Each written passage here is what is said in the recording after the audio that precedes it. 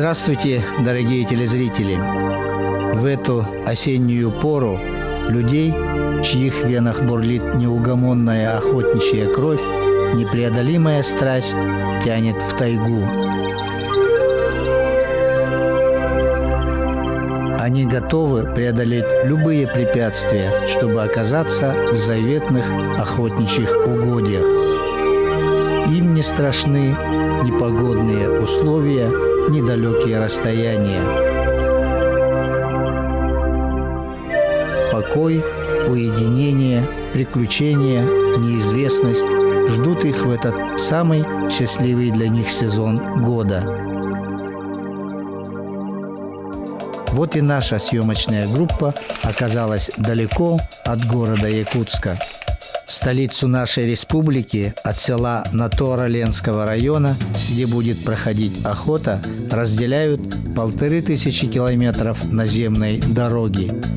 6 раз нужно переплывать различные реки и речки.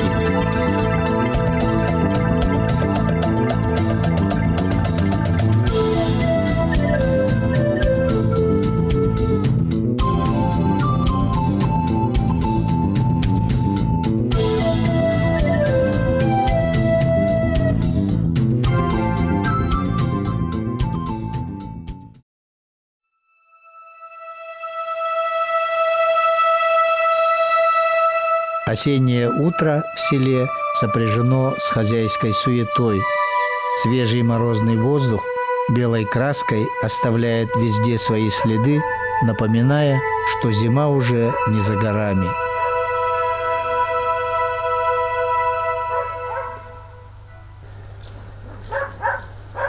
Знакомьтесь, наш герой Эдуард Тимофеев.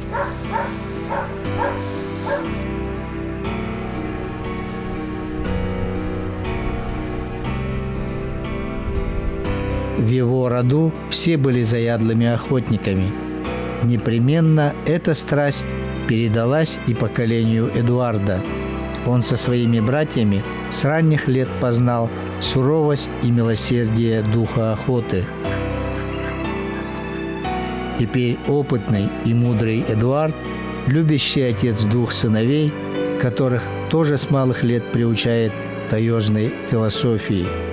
Стало быть, можно сказать, наш герой – один из хранителей традиций и культуры охотничьего рода Тимофеевых.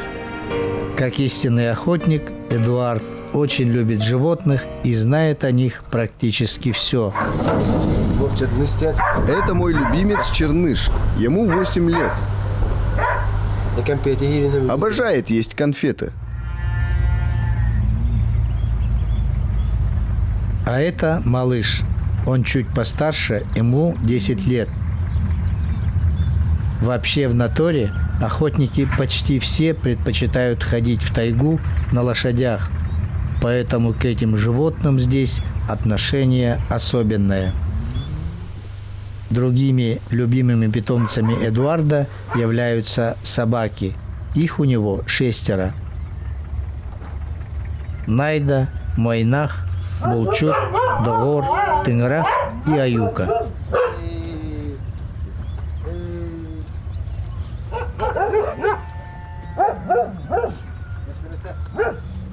Каждая имеет собственный характер, повадки, но объединяет их одно – они отличные охотники и верные друзья.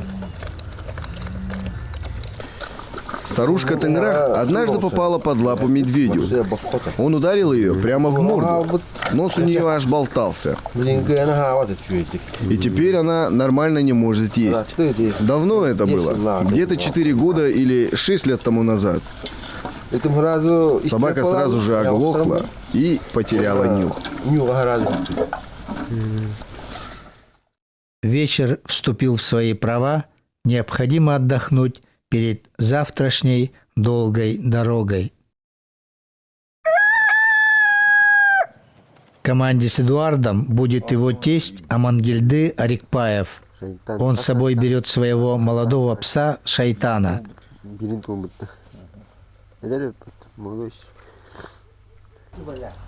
Эту коричневую 6-годовалую лошадь зовут Тит. Так совпало, что на ней поедет наш оператор Тит Николаев. Такие неожиданные совпадения мы приняли как добрый знак. Также к ним присоединился Михаил Осипов, гость из Верхневилюйского улуса. Он будет верхом на 18-летней сивке. 18 лет для лошади – это как примерно полвека человеку. Вы только представьте, сколько всего испытала его спина и какие расстояния эти копыта протопали. Итак, наши друзья пустились в путь. Маршрут будет непростым. С Наторы им предстоит добраться до местности Бирюлях, оттуда к верховью Дюктя и, перейдя речку, сквозь глухую тайгу добраться до верховья речки Мода. Там расположена охотничья база наших друзей.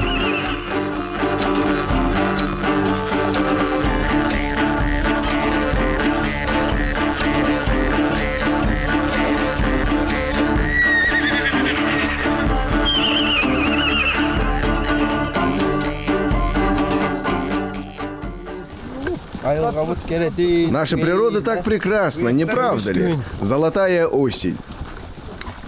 Амангельды, как ты оказался в Якутии? Твои родители сюда приехали?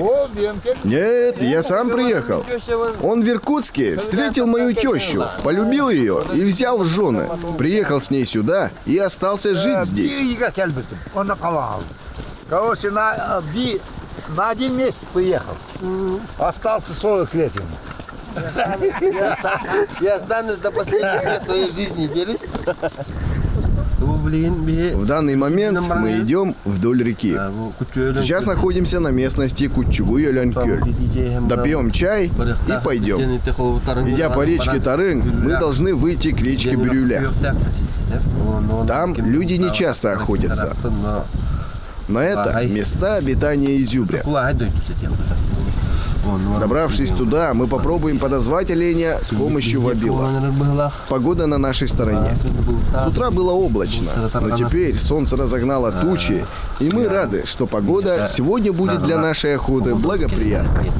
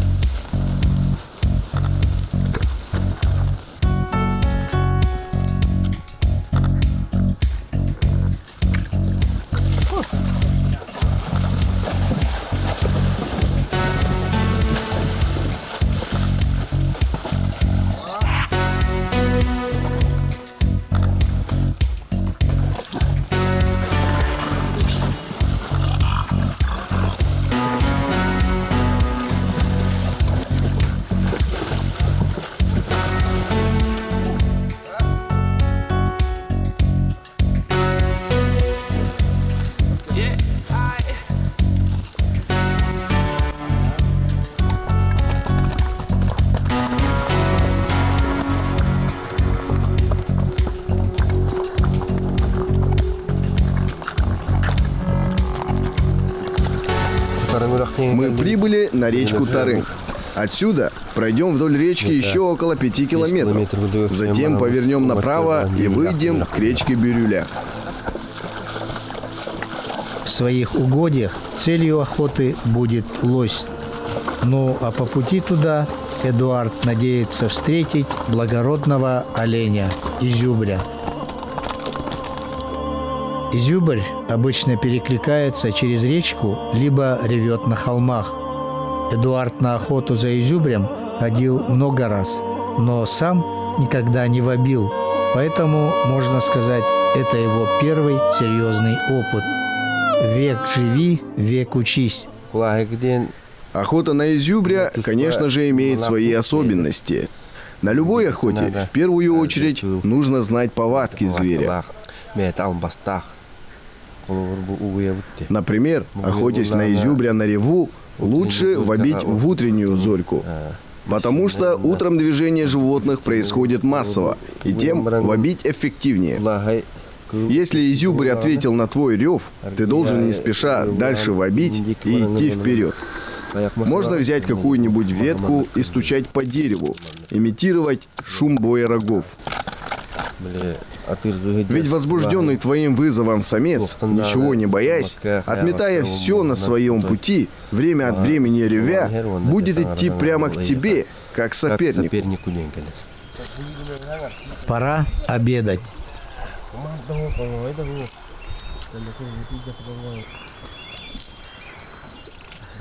С Эдуардом на охоту пошли все собаки, за исключением старенькой Тынгырах. Плюс Амангельды взял с собой Шайтана, итого 6 собак.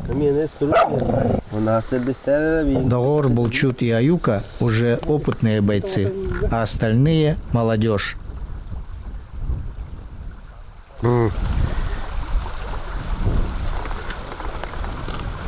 Надо идти дальше.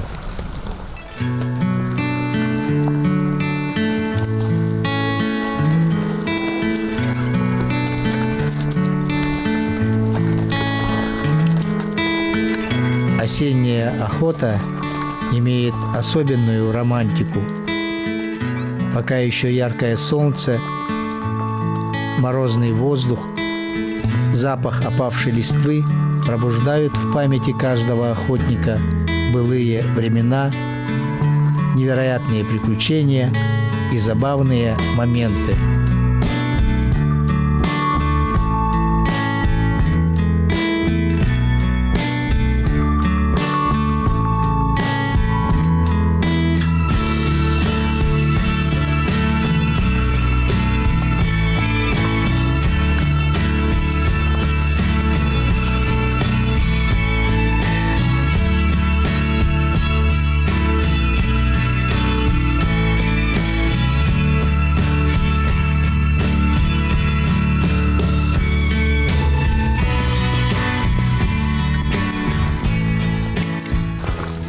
А вот и домик Бирюлях. В эти места люди ходят очень редко. Сегодня эта избушка будет кровом для наших друзей. Конечно же, это не отель пятизвездочный, но в ней будет тепло и уютно однозначно. Избушка.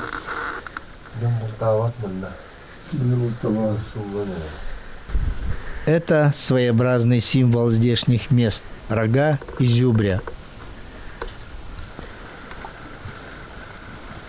Пока охотники обустраиваются на новом месте, подкрадывается вечер.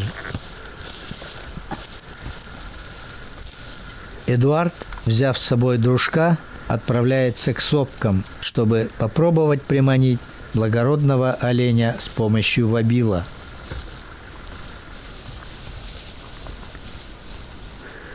Быки обычно ревут с вечера до восхода солнца. С первыми заморозками, примерно с середины сентября по середину октября, самец изюбря громким ревом собирает возле себя гарем самок и с новыми крепкими рогами начинает вступать в поединки со своими сородичами. Чем старше самец, чем он крупнее, тем грубее его голос. Соответственно, надо вобить тоном молодого изюбря, чтобы не вспугнуть крупного.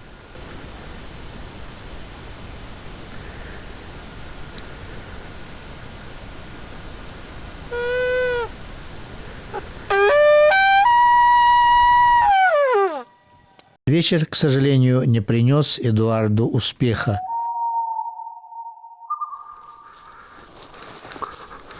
Наступает утро.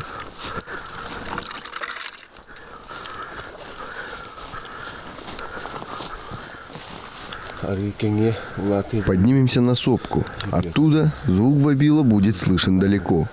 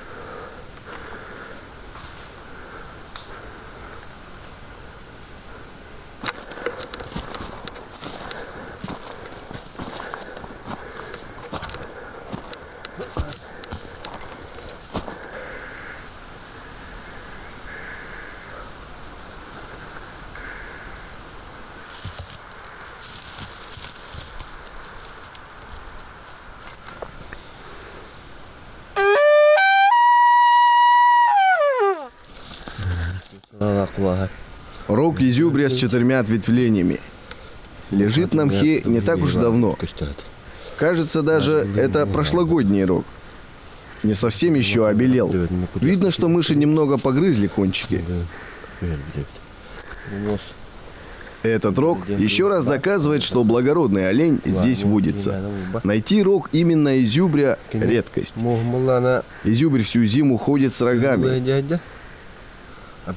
и они у него выпадают в апреле.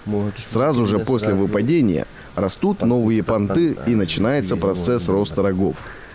Так что надежда есть. Охота только начинается.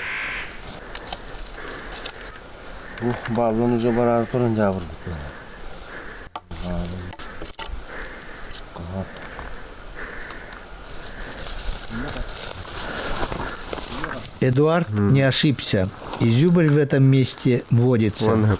Совсем свежие следы копыт, рогов будоражат чувства каждого охотника. Знать, что зверь ходит где-то рядом, но не увидеть его, достаточно обидно.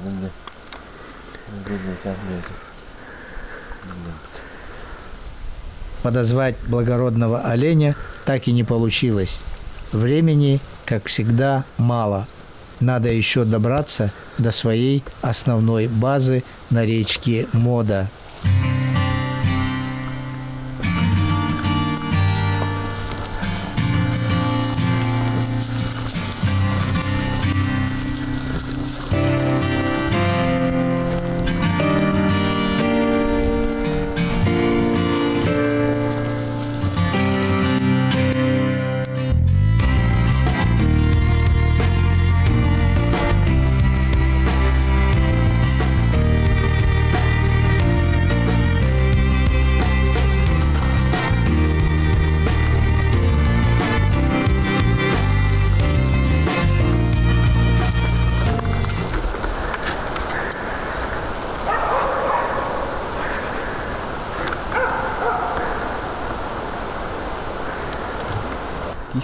Кажется, соболя подняли. На соболя обычно так лают, с остановками.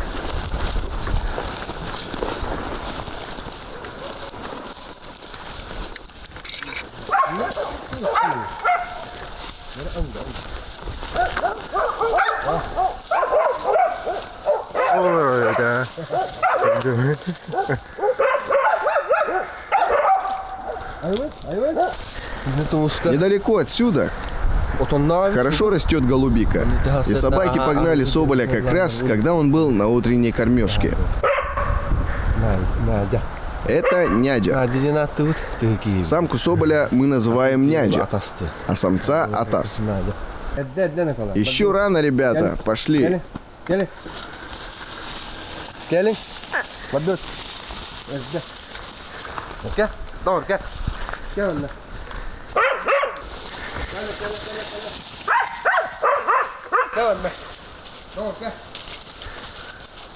Поднялся ветер, а это для охотника не очень приятный момент.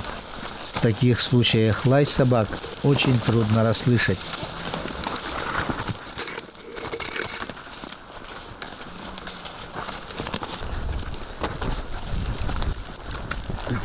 Сейчас охотники подходят к речке Дюктя. Эти места уже считаются территорией Иркутской области.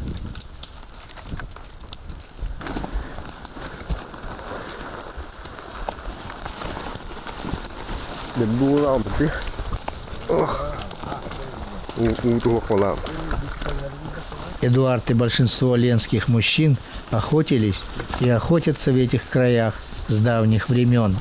поэтому знают здешнюю тайгу достаточно хорошо.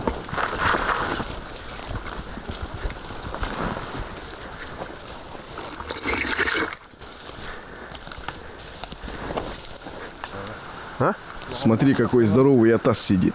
Вот он.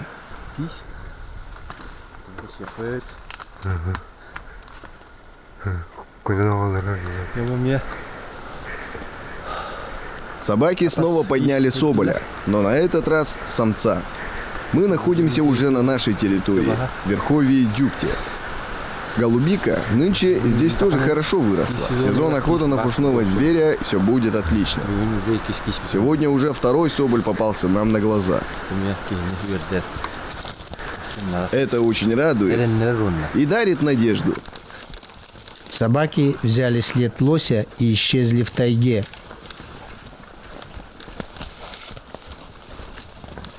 Из-за сильного ветра трудно что-либо услышать. Придется немного подождать.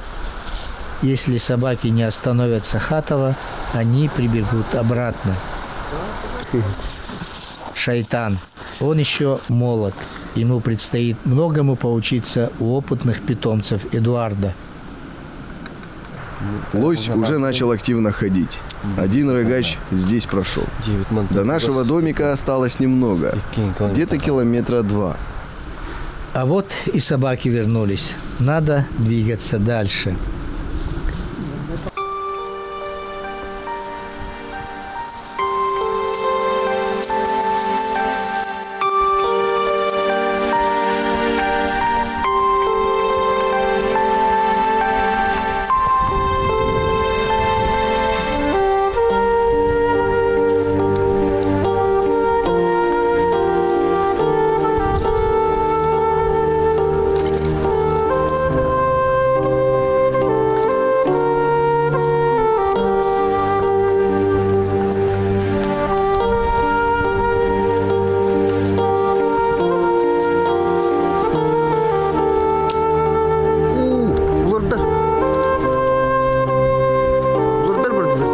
Это охотничья база. Прямо перед домиком, оказывается, сидели глухари.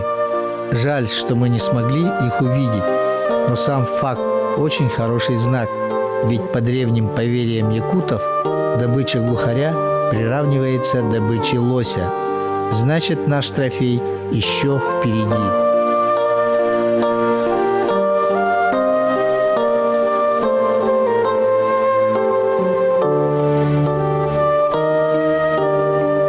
Окрестности Моды издавна считаются лосинами. Еще с давних времен охотники ходят сюда за добычей крупного зверя.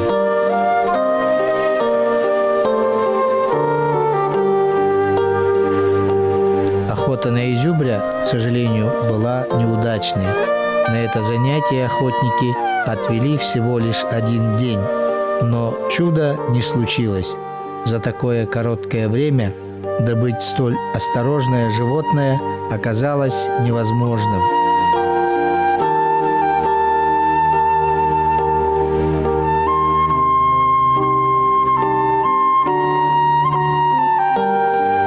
С завтрашнего дня наши друзья начнут охоту на другого таежного копытного лося.